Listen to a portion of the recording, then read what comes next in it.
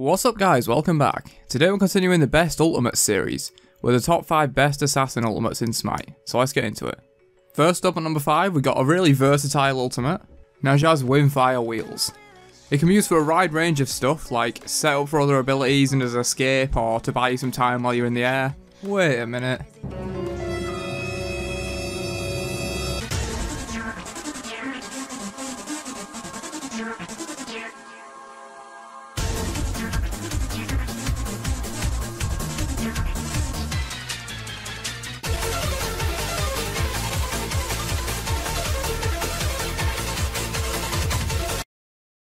No, but in all seriousness, this ult hits like a truck while also setting up potentially huge amounts of damage when combined with stuff like Scylla's I'm a Monster or Thoth's Final Judgment. You can make a pretty deadly combo with most mid-mages like these, while also being able to do solid damage just on his own.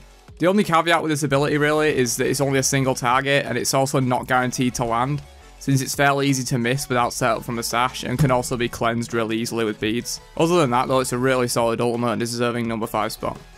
Coming in at number 4, we've got the king of early game pub stomping, Thanatos, and his ultimate Hovering Death. Now, aside from sharing a name with the Bacchus halfway through his belly flop, this ultimate is one of the most powerful in the game given the right circumstances due to its execute mechanic. This is only shared with one other god in the game, Alquang, so naturally it's very high value of a powerful effect to have. It's something that basically just keeps Thanatos relevant in the endgame by itself. Like, since his damage naturally falls off later on as his base damages start to mean less, he starts to rely more and more on this ultimate to finish off kills or initiate in later teamfights. While it's mostly used to finish off kills once you burn all your cooldowns in the early game, I like how this ultimate transitions into being a more teamfight and objective focused ultimate later on, requiring setup from a teammate to get an enemy into the threshold for a potentially game-winning kill in later teamfights. And besides, you can't argue against a 40% health execute to follow up his 60% health death size now, can you? Next up, we've got my personal favourite from the list, and also the best named, Nemesis's Divine Judgement.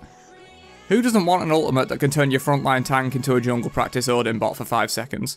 Not to mention the damage, slow, movement speed buff and protections on top of that. But Will, he can't even kill people. Why the fuck do you want an ult that can't even kill someone? Just stop, okay?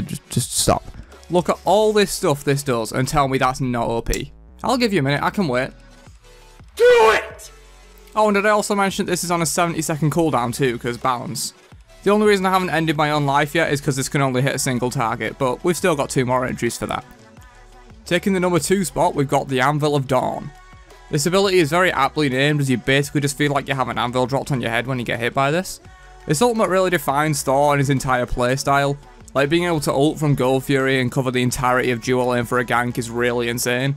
Not to mention the synergy with the rest of his kit. Being able to stun lock someone for almost 3 seconds with Anvil of Dawn and a Tectonic Rift while you and your team blow them up harder than Hiroshima. It might not have the execute that Hovering Death has, but it's better in almost every other regard, which is why it's at number 2 on my list. Before we get to the number 1 spot, I've got 2 honourable mentions. Awilix. Awilix's ult is definitely strong given the right team comp, and can also be used for the steroid, for the attack speed and extra damage over the pull, but it's only single target and a bit too situational to make it onto the list for me. Circuit. Circuit's ult is super strong situationally against things like healers, and it's overall pretty solid given the high true damage and being near unavoidable. But it's most of the time only single target and provides only limited CC, which is why it didn't quite make it onto the list for me. Closing off the list for the number 1 spot, it's Humbat's Fear No Evil.